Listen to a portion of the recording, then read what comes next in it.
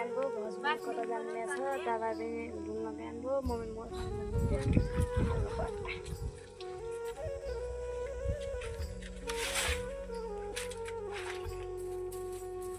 सबैको यो माना त्यसै नलगा छ नुन त के गर्नु अब गीत गाउँदै बाल्नु पर्ने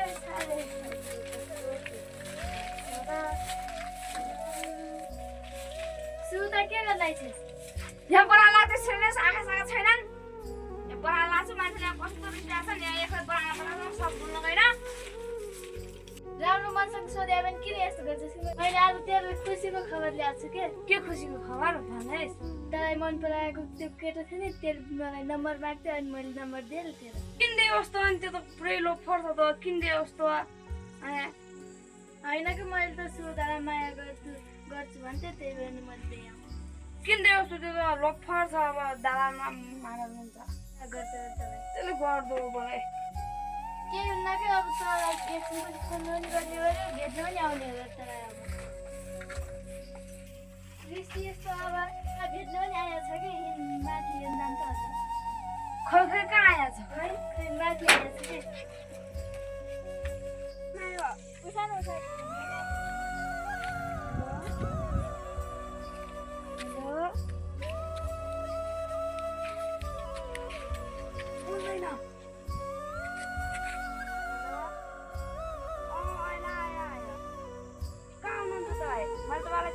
चिन्दैन रोजिनाले नम्बर दिएर चाहिँ म तपाईँलाई मन पुरान्न अनि अबदेखि मलाई फोन नगर्नुला यहीँ डाँडामा गएर अहिले दादा पनि घरै हुनुहुन्छ अहिले यहाँ डाँडा सारा नगर्नु अहिले दादालाई कुराङ भात नै गरेर खानुहुन्छ अहिले अबदेखि मलाई फोनमा नगर्नुला केही नगर्नुला तारा माया छ गरे गाडी आएछ कि जाम कि हिँड्न अहिले दादामा अहिले सुन्नुहुन्छ त्यसलाई पठाइदिनु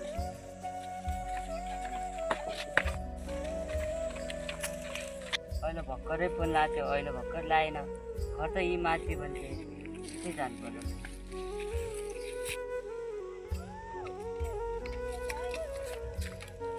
साथी तिमी कहिले आइसबाट भर्खरै आयो तिमी कतातिर जानु म त यी माथि घरमा थिएँ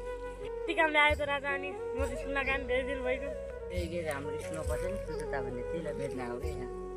रोजिनाले नम्बर दिएको थियो भेट गर्न आएको छु यार फोनै लाग्दैन अघिसम्म फोन लागेको थियो त्यही भएर यसो यतातिर डाँडातिर गर्छ भन्थे त्यही भएर आयो दादा टेन्सन नपर्छ सुधा रित्ती माथि त जामिन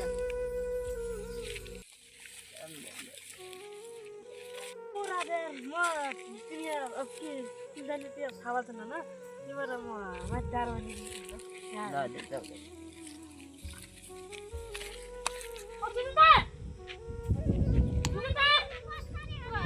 गएर हुन्छ नि यार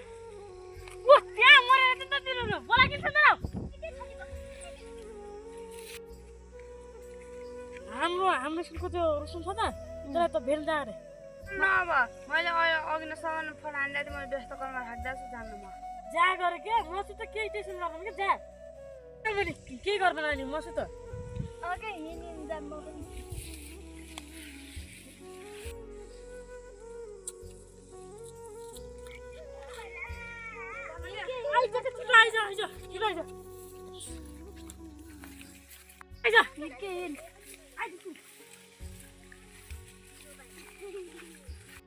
पनि हेर अब ती फोन आने मान्छेलाई किन फोन लाग्दैन यताबाट भन्दा म यता आएँ आयो हे लिटा हिँड्नु बस्नु जाम न नलागेन नलाग्यो तेरो चाहिँ यो पहिला खरखरमा ल्याउनु मैले अहिले यसो छैन कोही त्यताबाट तिमीलाई आएको छु केही कुरा त गरौँ के कुरा गरेर मैले भनिरहेको छु तिमीलाई मैले माया गर्दैन भनेन केही कुरा छैन भने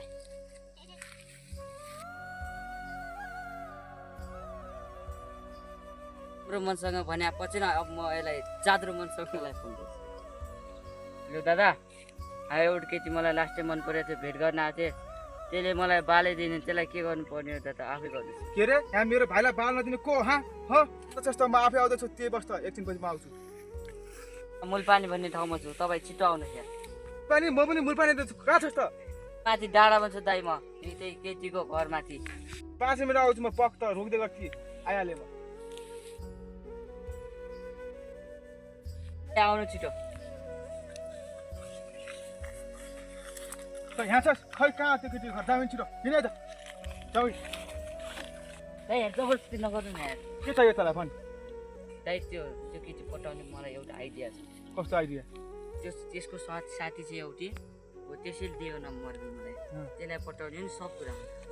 कुरा मिल्छ त्यो साथीको नाम के हो भन् त्यसको नाम चाहिँ त्यो केटीको कहाँ के हो त्यो मलाई भन्न त तैँले दिनभरि सुतासँग घुम्यो मम्मी बालबाट आउने समय भयो अब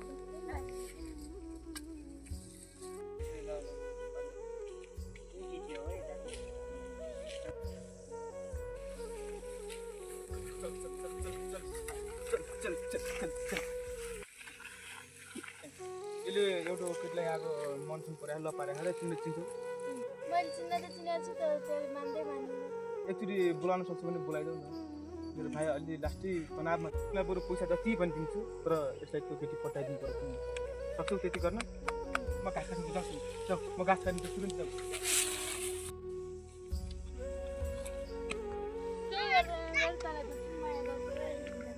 साँच्चै मेरो लागि यस्तो मरहत्ते गरेर अर्कै हिँड्छ साझातिर बाहिर जान्छ भनेर जान्छ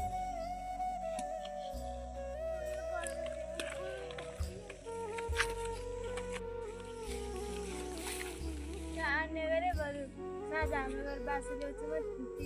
भेटेँ म जसरी भए नि मिलाइदिन्छु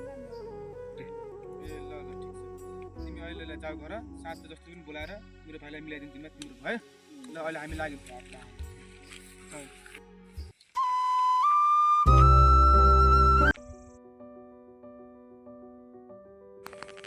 नानी ए नानी पानीले जर्किनमा होला तिनीहरू कस्तो चिताउने आइहाल्छ छ ले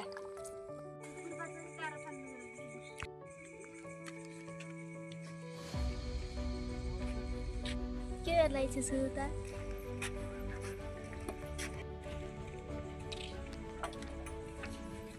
ताले बोलाउँदै जान्थे हिँड्दै दिउँसै भने मम्मीलाई सोध्दैन त म सोधिदिन्छु नि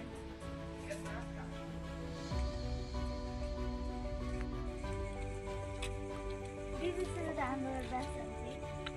जन्ने आज धेरै डिग्री चाहिँ डुलिरहन्छ जन्ने म आज घर एक्लै छु एक्लो चाहिँ यस्तो एक्लो भए बेला जात बिहान बिहान पठाइदिएछ है जान्छ मैले सोधिदिएँ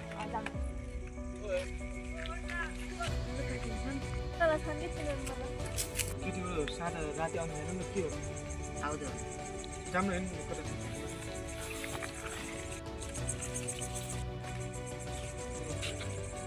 तिमी अब जाऊ तिम्रो काम छैन नानी तिमी हिँड्न त हामी होइन यो पनि जाने के हो यो सामान हाल्छ केही हुनु नानी म तिमीलाई घर पुऱ्याइदिन्छु हो एकैछिन हामीसँग कुरा गर्छु के गर्नु नानी हिँड हामी विश्वास गर तिम्रो आफ्नै दायित्व मैले आजसम्म कसैलाई लभन पारेको छैन म पार्नु पार्दैन मैले समिनीको पत्ता भनिन आया हो अब मैले लभ पनि पार्दैन म अब धेरै परिवारको ख्याल राख्ने मलाई मैले मायालाई भने पछेन तिमीलाई जबरजस्तीलाई उठाएर लग्नु पर्ने मेरो भाइ तिम्रो लागि पागल भएको छ फुरुक लाएर हिँड्न त एकछिन यहाँ कोप्चीमा कुरा गर्नु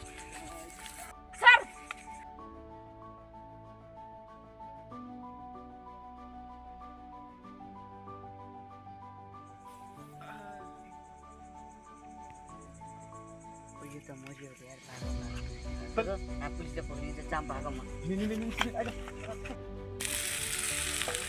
खाना पाइए भाउजू कहाँ गयो त मम्मी चल एकचोटि हिँड्न बाहेर नजाने भने हा खै सुधा खै केयर गरेर गयो हिँडेर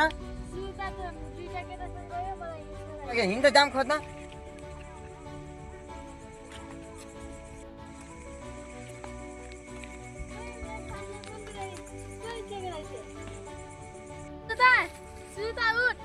सुधा उठ